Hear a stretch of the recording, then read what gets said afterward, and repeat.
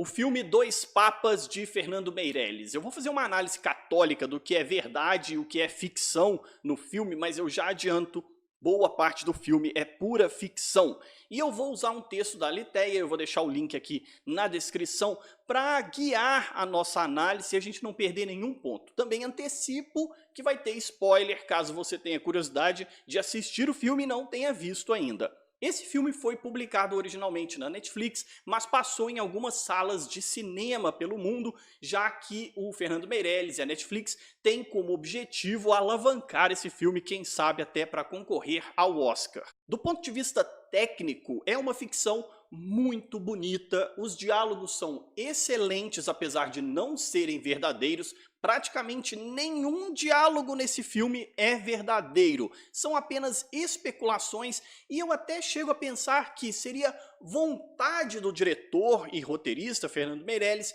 que aquilo fosse verdade, mas eles precisavam ter buscado uma assessoria teológica e também ter feito um fact-check. Eles deveriam ter checado os fatos antes de ter colocado aquilo no filme. Tem muita coisa errada, tem muita bobagem, muita coisa atribuída ao Papa Bento XVI e também atribuída ao Papa Francisco que não são verdade em hipótese nenhuma, são distorções, são coisas que as pessoas disseram sobre estes papas e que nunca aconteceram, ou coisas que eles eventualmente falaram, mas foi tirada de contexto ou distorcida. É bem curioso que algumas destas coisas estão na boca do Papa Francisco para mostrar que ele é um Papa progressista, um Papa que subverte a doutrina da Igreja, que discorda da doutrina da Igreja, o que chega a ser um completo absurdo sem sentido. Tem um ponto do filme, um dos primeiros diálogos entre os dois personagens, as duas personagens, que diz o seguinte, que o Papa Francisco, ainda bispo de Buenos Aires, Bergoglio, ele dava comunhão para pessoas descasadas, para as pessoas que estavam em segunda união. E a doutrina da igreja é contra. As pessoas que estão em segunda união, irregular, não deveriam comungar ou receber a comunhão, não devem. Mas ali no filme diz que o bispo Bergoglio fazia isso.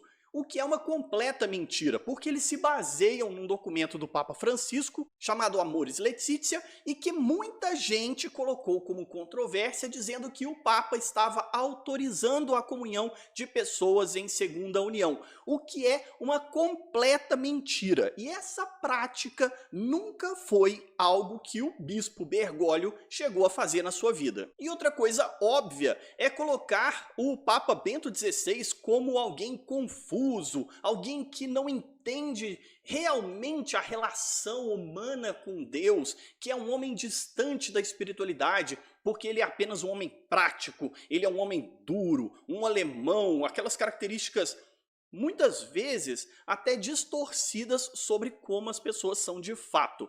O Papa Bento XVI, quem conhece ele, sabe que é um homem profundamente espiritual, com uma espiritualidade, uma sensibilidade para o amor de Deus incrível. A sua primeira encíclica é justamente sobre o amor de Deus.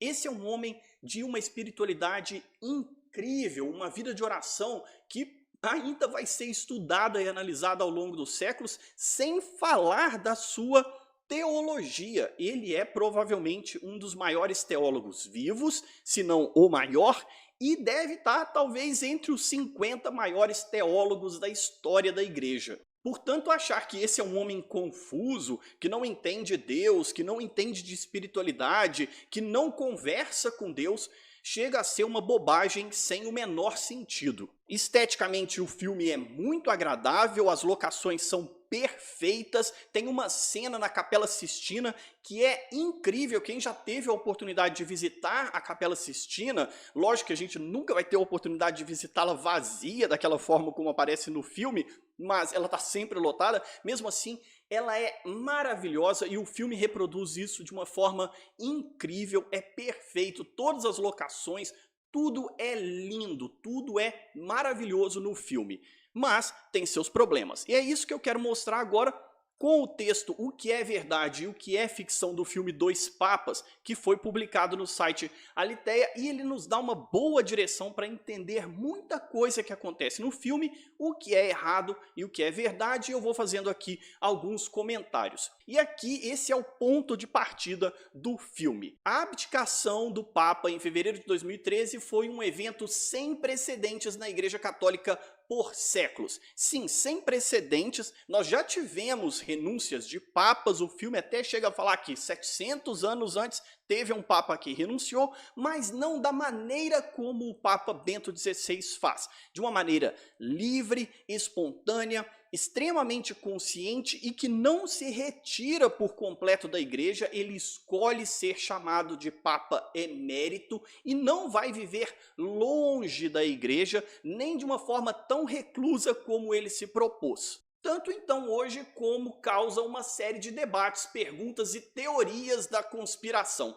Teorias de conspiração sobre a renúncia do Papa Bento XVI e a eleição do Papa Francisco é o que mais existe hoje na internet. Você não precisa gastar muitas palavras-chave no Google ou no YouTube para encontrar todas essas teorias conspiratórias. Inclusive tem um vídeo aqui no canal, eu vou deixar link na descrição para você assistir, sobre qual é o verdadeiro Papa. E existem dúvidas porque ninguém sabe o que realmente aconteceu. Isso é algo da intimidade do Papa Bento XVI e também do colégio cardinalístico que participou da eleição tanto de um quanto do outro. Dois Papas se concentra no duelo entre Anthony Hopkins, que é o Bento XVI, e Jonathan Pryce, o cardeal Jorge Bergoglio, que depois também vai ser o Papa Francisco. Esses dois atores têm atuações impecáveis, eles são incríveis. Quem acompanha a carreira do Anthony Hopkins, quem gosta dele, sabe que ele é um ator fantástico em tudo o que ele faz. E o Jonathan Pryce, o pessoal aí conheceu mais ele por causa do Guerra dos Tronos, Game of Thrones, mas também é um ator incrível. E os dois entregam performance fantástica. Eles são muito similares, muito parecidos fisicamente, e eles copiam os gestos e os trejeitos do Papa Bento XVI e do Papa Francisco, que chega a ser muito convincente. E provavelmente apenas as datas e esses eventos fundantes que são verdade. O resto, o que nós vamos ver é ficção, mesmo quando faz feedbacks e volta ali na história do Bergoglio e um pouco na história do Papa Bento XVI. E uma parte considerável do filme também vai relatar sobre a ditadura militar que aconteceu na Argentina e que o Papa Francisco, o Bergoglio, ainda era padre na época. Os motivos relacionados à Guerra Suja na Argentina, repressão em massa da ditadura militar contra a oposição e os estudantes, constituem uma parte importante da retrospectiva da trama de Dois Papas, e isso vai ocupar boa parte da história. Parece que o foco do diretor Fernando Meirelles e dos roteiristas era justamente dar mais ênfase ao Papa Francisco. No filme, em conversa com Bento XVI, o personagem do Bergoglio admite que, como provincial dos jesuítas argentinos, ele desempenhou essa função de 1973 até 1979, suas medidas teriam sido insuficientes para defender da perseguição vários membros da sua congregação religiosa, o que é uma grande mentira. O Papa Bergoglio não agiu de forma insuficiente, ele fez tudo, o Papa Francisco fez tudo o que era possível à época, diante de uma ditadura militar, da repressão e de todas as mortes que aconteceram na Argentina, mas o filme usa de algumas coisas que aconteceram, como a morte de muitos padres e a perseguição que dois amigos próximos do padre Bergoglio à época sofreram. Os personagens reais mostrados no filme nesse contexto são os padres Orlando e Franz, em missão jesuíta em favelas perto de Buenos Aires. Eles foram sequestrados por esquadrões da morte militares e torturados. Estes dois depois foram soltos, mas eles passaram, se não me engano, 4 anos presos, sendo torturados, e algo que o filme distorce é que o fato deles terem sido afastados é que os levou à prisão, mas foi o contrário que aconteceu na história. Eles foram presos e depois a decisão de afastá-los salvou a vida daqueles homens. Se a igreja não tivesse afastado aqueles homens do seu exercício sacerdotal, eles provavelmente teriam sido mortos, porque muitos padres na Argentina foram perseguidos, religiosos e religiosas foram perseguidos, presos, torturados e mortos, simplesmente para fazer pressão na igreja para que a igreja não se posicionasse contra a ditadura militar na Argentina. E no momento em que aqueles homens, estes dois padres, são afastados do seu exercício sacerdotal, a igreja praticamente salva a vida deles. Tanto que passado alguns anos, depois que esses dois padres foram presos, torturados e afastados do seu exercício sacerdotal, eles foram readmitidos. E aqui a cena representada no filme não contradiz a situação real, pois o padre Jálices, depois de muitos anos, celebra missa com o futuro papa. Ambos trocam o sinal da paz. Isso é mostrado no filme e realmente os dois têm uma aproximação. Mas também é autêntica a cena que retrata o cardeal Bergoglio falando para Bento XVI que o outro jesuíta passou o resto de sua vida acusando de tê-lo protegido insuficientemente da repressão. O outro padre, ele mesmo depois sendo readmitido na igreja, passou muitos anos dizendo que o cardeal Bergoglio não ajudou de forma suficiente ou consistente para que a ditadura não reprimisse tanto a igreja ou as pessoas. Esse texto da Aletheia também fala das fake news. O que eu falei, precisava ter sido feita uma checagem dos fatos para que menos bobagem fosse dita no filme, já que o diretor queria fazer o seu exercício criativo. O diretor e roteirista reproduziram no filme as notícias falsas que circulam pelo mundo logo após a eleição de Francisco. Naquela época apareceram na mídia fotos que mostravam Bergoglio dando comunhão ao general Videla. Na verdade, no entanto, era outro bispo argentino ao lado de Videla, pois nos anos 70 Bergoglio não era ainda nem bispo. Ou seja, o filme erra com umas coisas muito bobas. Se o Bergoglio não era nem bispo ainda, como associá-lo a certas coisas, dar notícias sobre fatos que não são verdade? Por fim, as passagens da trama argentina não correspondem às fontes bibliográficas. Elas sugerem que após a queda da ditadura em 1983, o padre Bergoglio teria sido demitido do cargo de provincial jesuíta. Ele já não era mais provincial, ele só foi provincial até 1979. No entanto, Bergoglio terminou seu mandato conforme prescrito pelos estatutos da sua congregação e depois tornou-se reitor da Faculdade de Teologia da Universidade de São Miguel. Nos anos 80, ele também ficou brevemente na Irlanda e na Alemanha Ocidental. E o texto vai destacar uma mentira sobre o Papa Bento XVI. Durante a confissão de Bento XVI, diante do cardeal Bergoglio, aparece a história do padre Marcial Marcel, fundador da Congregação dos Legionários de Cristo, que teve uma vida dupla de abusos de menores. O personagem de Bento XVI menciona esse caso com pesar, como se fosse um pecado de omissão do Papa, o que é uma grande bobagem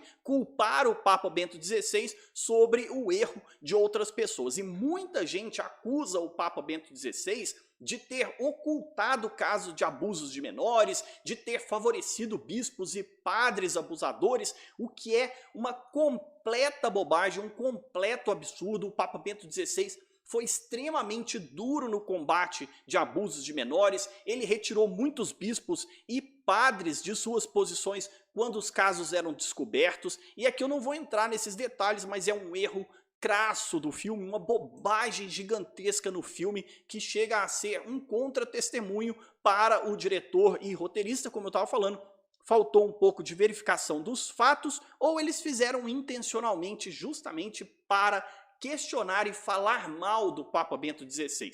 No entanto, à luz dos documentos reais, o Vaticano acolheu as acusações contra esse padre. Foi o próprio Bento XVI, um ano após o início de seu pontificado, que retirou Maciel do serviço sacramental e o sancionou à penitência perpétua. Ou seja, o Papa Bento XVI tomou uma atitude dura contra este padre. E no filme fica parecendo que não, ele era o meu amigo, eu era muito próximo dele, como que eu ia saber? Coitado de mim. Coloca o Papa Bento XVI como um coitado, um incapaz. Esse filme, ele erra radicalmente contra a imagem do Papa Bento XVI. E o cerne do filme são as reuniões as conversas entre o Papa Bento XVI e o então cardeal Bergoglio. Essas conversas nunca existiram. Também é outro erro crasso do filme, achar que um Papa não tem nada para fazer, tem o dia livre, não ficava fazendo nada, ficava esperando as coisas acontecerem, sentado em seu palácio de verão.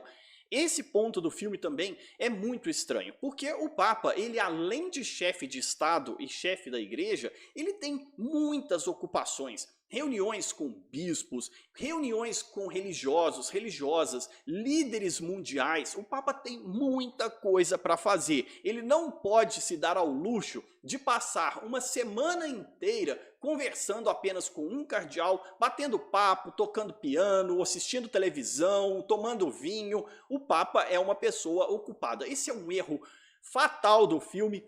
O que levanta ali o nosso senso de descrença. Sabe quando você, para assistir um filme de ficção ou uma obra, um filme de super-herói, você tem que falar assim: ah, tudo bem, pessoas podem voar. Ah, tudo bem, existem mísseis explodindo nas cidades, mas ninguém morre. Não acontece nada de grave porque tem um super-herói para salvar. Você tem que levantar o seu senso de descrença. Você vai dizer: tudo bem, essas coisas podem acontecer já que eu estou assistindo um filme. E a gente tem que levantar o nosso senso de descrença em achar que um Papa está completamente à toa no Vaticano, esperando que as coisas aconteçam e o seu único papel é passar o tempo, celebrar missas e distribuir bênçãos. O cardeal Bergoglio atingiu a idade de aposentadoria em 2011, por isso não era necessário que ele fosse ao Vaticano em 2012 com um pedido de renúncia. Então, até ser eleito Papa em 2013, ele manteve o cargo de arcebispo de Buenos Aires. E outra bobagem do filme é achar que o Papa Bento XVI aceitou aquela reunião porque ele queria que o Bergoglio fosse o seu sucessor. Um Papa não tem condições de influenciar na eleição do seu sucessor, mesmo o Papa Bento XVI estando vivo durante o conclave. Ele não tem esse poder. Foram, se não me engano, mais de 140 cardeais que participaram do conclave para a eleição do Papa Francisco, e achar que elementos externos são capazes de influenciar no voto, na decisão, no voto secreto dos cardeais, é uma bobagem muito grande. Os cardeais são livres, eles têm competência para eleger o sucessor de Pedro e ninguém, nem nada consegue influenciar a decisão do colégio cardinalístico, nem mesmo um Papa vivo. Por fim, o texto fala da oposição entre os dois personagens. Essa oposição, essa briga entre o Papa Francisco e o Papa Bento XVI, dizendo que os dois são completamente antagonistas, que eles são completamente diferentes um do outro, é muita bobagem. Do ponto de vista doutrinário, os dois são muito próximos, já que são papas. O que muda de verdade é a forma pastoral de agir e de governar a igreja. Mas conteúdo teológico, conteúdo doutrinário não muda nada. Sugerem que depois de 2005 o cardeal Bergoglio seria o principal centro de uma espécie de oposição na igreja ao pontificado de Bento XVI, o que é um absurdo, já que o Bergoglio, o cardeal Bergoglio, à época do governo de Bento XVI, não era oposição, muito pelo contrário, o próprio Papa Bento XVI o escolheu algumas vezes para liderar debates entre os bispos. E aqui eu chamo a atenção para o documento de Aparecida que foi produzido aqui no Brasil,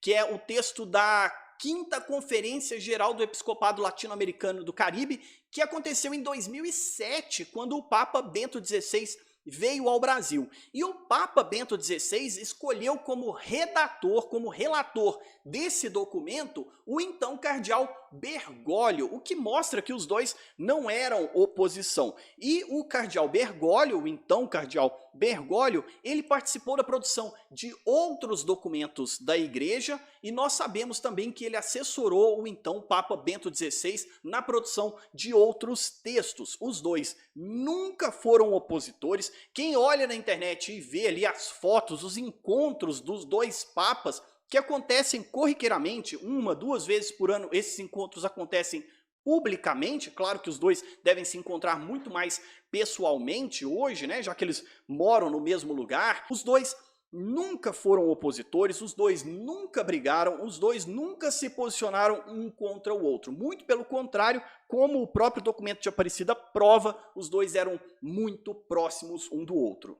O argentino nunca criticou Bento XVI, nem o acusou de conservadorismo. Já tivemos a oportunidade de apresentar as diferenças de mentalidade, estilo de comunicação e prática pastoral de ambos os papas desde 2013. Aqui o site da Litéia eles têm vários textos sobre isso. Mas o filme apresenta aqui teses muito radicais e divergentes, teses essas que nunca aconteceram de verdade. E é verdade que eles são muito diferentes na mentalidade, no estilo de comunicação e na prática pastoral. Apenas isso. O resto, os dois, são muito próximos. Eles são papas. A obrigação deles é defender a doutrina de fé da igreja. Analisando friamente o filme, ele é uma ótima obra de ficção, você pode assistir para se divertir, para passar o seu tempo, mas não assuma aquilo como verdade, não assuma aquilo como a opinião ou a versão da igreja para os fatos. É a versão do Fernando Meirelles, um desejo que talvez ele gostaria que as coisas tivessem sido daquele jeito, mas não foram. Os fatos não condizem com a realidade, apenas as datas, e mesmo assim ele ainda erra em algumas datas, e também aqueles diálogos, nada daquilo aconteceu. Esteticamente é um filme muito bonito, é um momento de diversão que você pode sentar na frente da televisão, se deliciar com um filme agradável, com dois atores incríveis atuando, mas é só isso. Ele é extremamente superficial na análise teológica, na checagem de fatos, e o filme peca por estes pontos. Eu espero que você tenha gostado dessa análise, dos comentários, links e referências na descrição do vídeo. Inscreva-se no canal, deixa o seu like, se ficou alguma dúvida, comenta aqui embaixo. Se você já assistiu também, deixa a sua opinião. Eu espero você nos links, nos outros vídeos, assiste o que eu estou sugerindo e assista o filme também, deixa nos comentários o que você achou. Até a próxima!